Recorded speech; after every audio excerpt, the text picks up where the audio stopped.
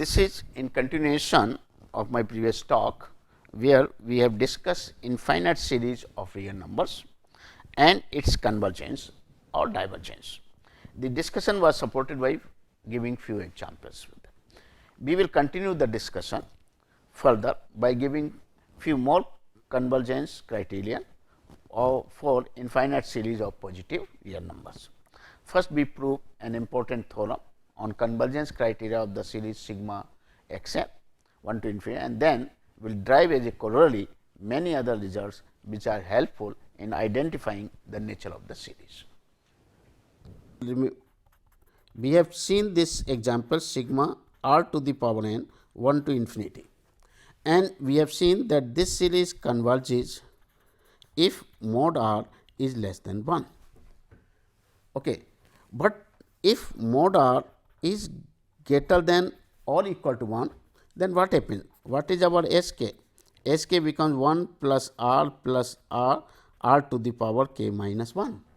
Now, this each one is greater than 1. So, it is greater than k, is it not? Because it is greater than 1. So, limit of sk does not exist, unbounded. Therefore, sk sequence is not bounded. Okay. So, this series cannot be convergent, because if it is convergent, the sequence of the partial sum must be bounded as per this result. So, this shows the series r to the power n 1 to infinity diverges if mod r is greater than 1. Here we are taking one more thing is, here we are taking all the terms of the sequences to be non-negative. We cannot apply this result for the series whose terms are some are positive, some are negative, like this. We cannot apply this result, or we cannot do for the non-negative terms. If all the terms are negative, what we can do? We can take the minus sign outside and make it all the term to be positive. But if the series is alternately positive negative, then of course, this result is not helpful. Its result is only valid when the terms of the series are all non-negative. So, here when we are taking mod r is greater than 1, basically we are choosing all r to be greater than 1, positive. This is positive. So, r is greater than 1, taking r to be greater than 0 or positive, then this diverge, and r is equal to 1, obviously again we take 1 plus n. So, S n diverges, therefore, it unbounded, therefore, it is not convergent. Okay. Similarly, for this. Now, we have another results which is also very testing, and that result is yes.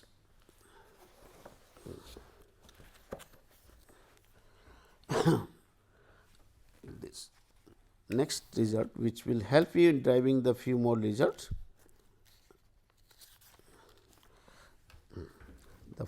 This result is in the form of theorem. What this result says is, suppose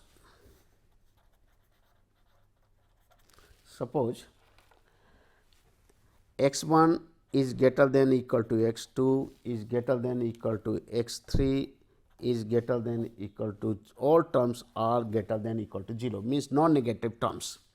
Then the series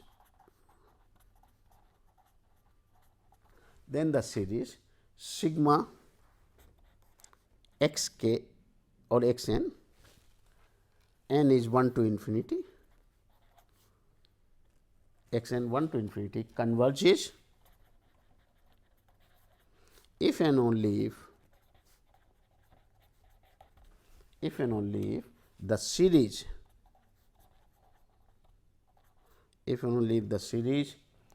sigma k is equal to 0 to infinity 2 to the power k x 2 to the power k x 2 to the power k x suffix 2 to the power k, that is a series is x 1 plus 2 times of x 2 plus 4 times of x 4 plus 8 times of x 8 and so on. This series converges.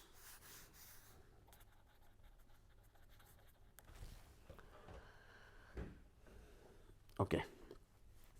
So, this is very result which will help in driving the few more results with the help of this. So, this is the proof. Let us see. What he says is, suppose a series sigma x n is given whose all terms are non-negative, then the nature of this series, that is a series will be convergent if the corresponding this series will converge and vice versa. Okay. So, in order to test this series to be convergent, you convert this series into this form, which will be more comfortable in a suitable form, which can easily be proved to be a convergence or divergence. So, corresponding nature of this, if it is convergent, this will converge. Okay. That is what he says. Okay. So, let us consider the partial sum. Let S n stands for the partial sum of the first series, say x 1 plus x 2 plus x n, and let T k stands for the partial sum of the second series x 1 plus 2 times of x 2 plus 2 to the power k x suffix 2 to the power k. Suppose we are taking this term up to say 2 to the power k, 2 k, where there are few gaps, is it not, because it is not in continuation, x 1, x 2, then after that x 3 is missing, x 4, like this. So, we are choosing this term. Now, let us take the different cases for n which is strictly less than say 2 to the power k. Then what happen, the S n, this will be less than or equal to x 1 plus x 2 plus x 3.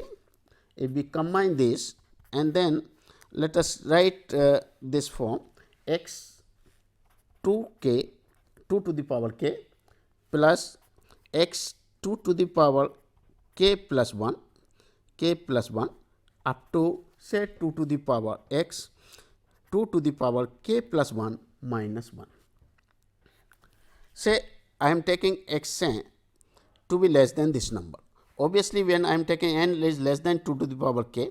So, obviously, these terms which we are taking is much higher than this. Okay? And total terms in this case will be what? Now, this will be x. Now, x 1 is greater than x 2, x 2 is greater than x 3. So, basically, this will be x 2 is greater than x 3. So, we can say this is x 3 is lower than x 2. So, it is less than 2 of x 2. So, this will be less than x 1 plus 2 times of x 2. Similarly, when you go for x 4, x 5, x 6, x 7 and x 8, then we will get next term will be 4 less than x 4. Okay? That term, and continue this. What will happen to this? There are only 2 to the power k terms. So, 2 to the power k into x 2 to the power 2 k. This will be, because this is the smallest term, and this is the largest term, and rest are decreasing, is it not? So, it will be less than this, but this term is nothing but what? T k. So, what we get is that S n is less than or equal to T k. Okay? This is one thing. Now, for n, let us take n to be strictly greater than 2 to the power k, and then again you rewrite suitably.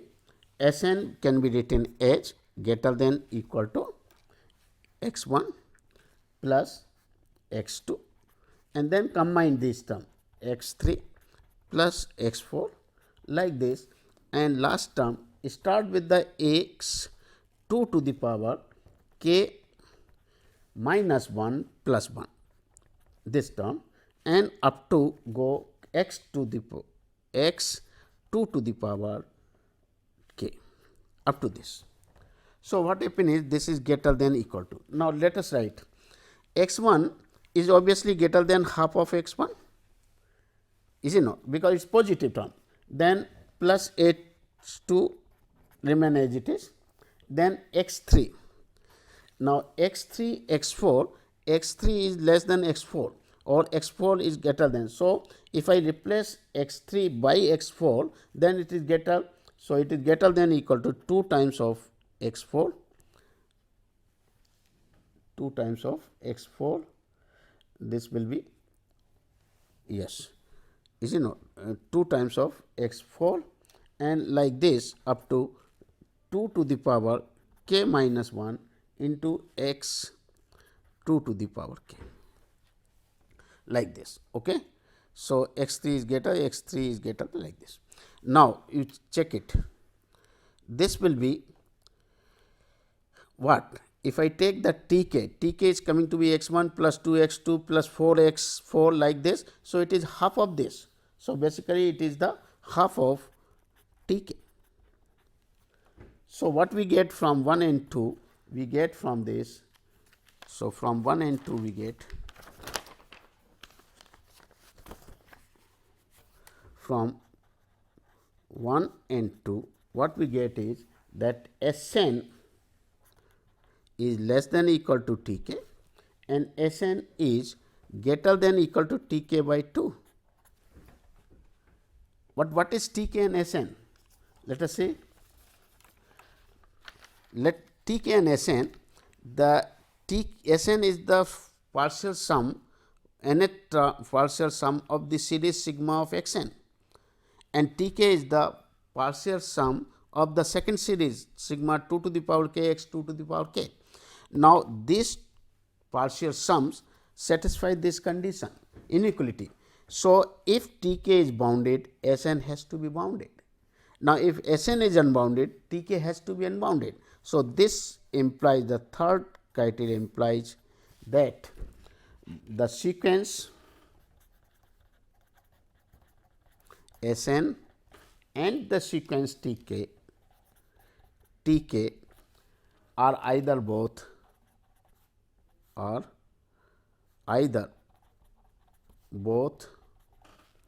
bounded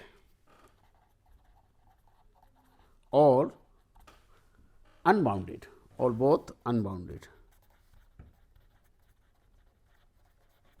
or both unbounded. That is it. So, once they are unbounded, the result follows. It means the nature of this series converges if only this converges. So, if they are bounded, then they will converge. So, this implies the series sigma xn converges if and only if sigma 2 to the power k 0 to infinity, here 1 k is equal to 1 to infinity, it's okay, n should I write, it's okay, sigma 2 to the power k x 2 to the power k converges. Okay. So, this is what we get it, and this should be right n, because otherwise that will be different. Okay. So, n is 1 to converges if only this comes, and this completes the proof. Okay. So, this comes. Now, as a corollary to this, or as a particular case, cases, okay, we have this result theorem in the form, the series sigma 1 by n to the power p, n is 1 to infinity, converges if p is strictly greater than 1 and diverges if p is less than or equal to 1. Okay. So, this we get. Let us see the proof of this. It will follow from the previous results. Now, obviously, if p is less than or equal to 0, suppose p is 0, then what happens? This each term becomes 1. So, each term becomes 1 means the nth term will not go to 0. So, when p is 0, so in this case, the nth, the xn, which is 1 by n p, n to the power p, will not go to 0. because when p is less than equal to 0, this will come in the up and it will not go to 0, it will diverge, because p is negative or 0. So, by necessary condition does not satisfy. Therefore, the series sigma 1 by n to the power p 1 to infinity diverges if p is less than equal to 0. Okay. Now, take that case when p is strictly greater than 0. So, if p is strictly greater than 0, then what we claim is when p lying between 0 and 1, even 1, it will diverge, and when p is greater than 1, it will converge. Okay. So, now apply this result. By the previous result, by previous theorem, the two series will have the two series, the series sigma 1 by n to the power p 1 to infinity, okay, and the series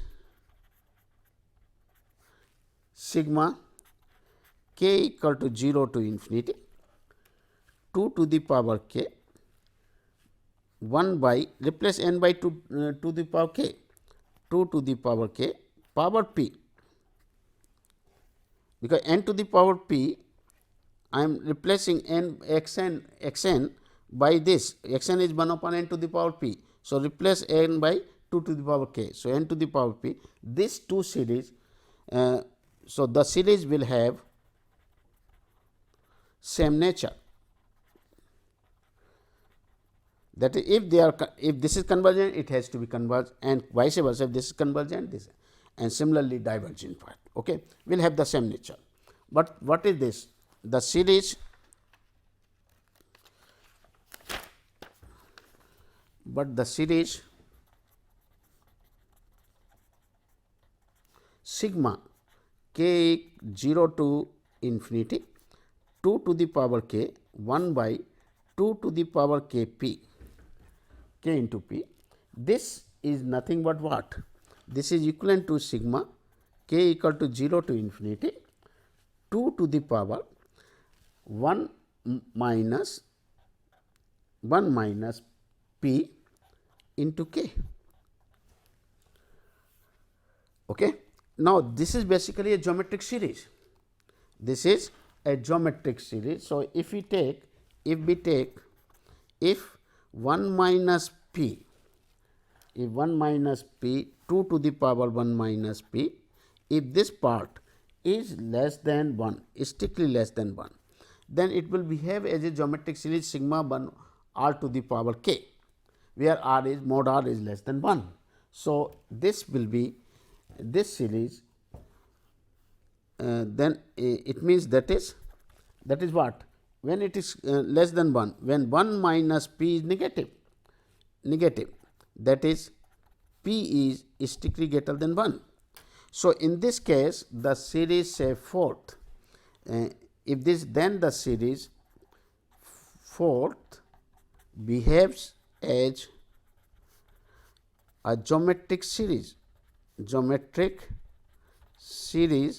of the type of the form sigma r to the power say k, where k is 0 to infinity and r is greater than 1, r is less than 1, because r is less than, r is this term. So, in that case it converges. So, the given series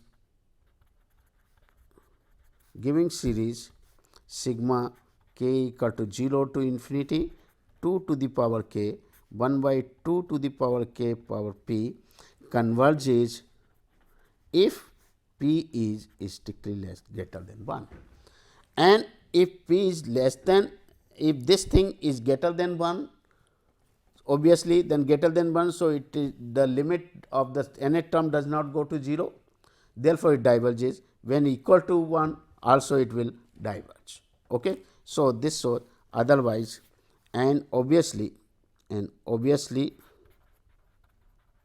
for p less than or equal to 1, the series diverges. Hence, the corresponding series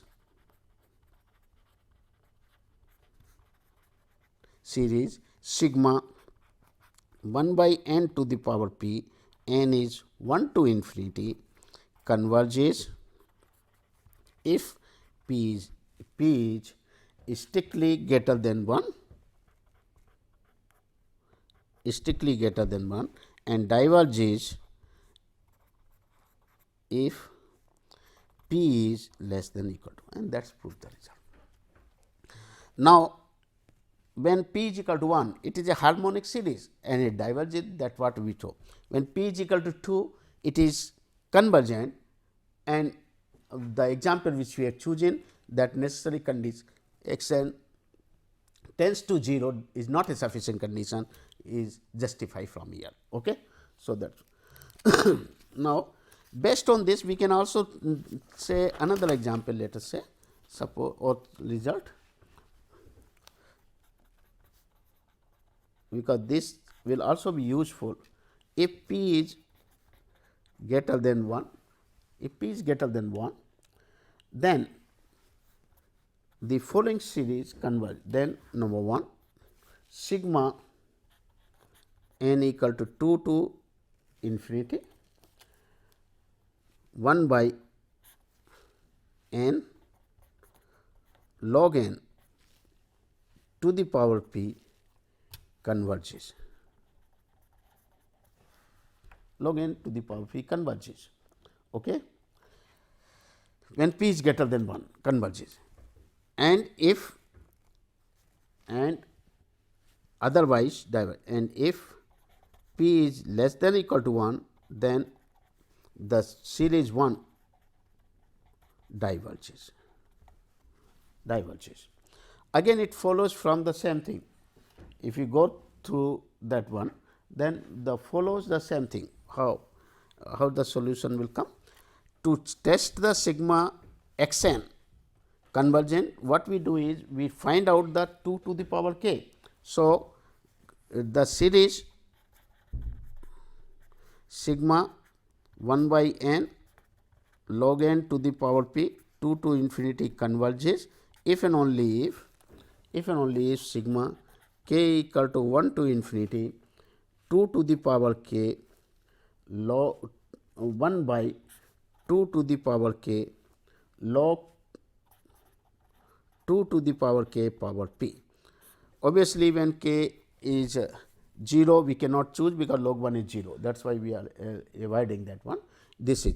So, this converges means if this converges by, but this converges equivalent to what? Is it not the same as 1 by log 2 power p sigma of 1 by k to the power p when k is 1 to infinity, and this series converges. This is convergent if p is greater than 1, because this is the nth power test. So, this series converges. Similarly, if I take the second part, suppose I take this series sigma n is equal to 2 to infinity 1 over n log n into log n into log n, this diverges, while the series sigma n is 2 to infinity 3 to infinity, because this is n is I think 3, because otherwise this 2 will not, n is 3 to infinity,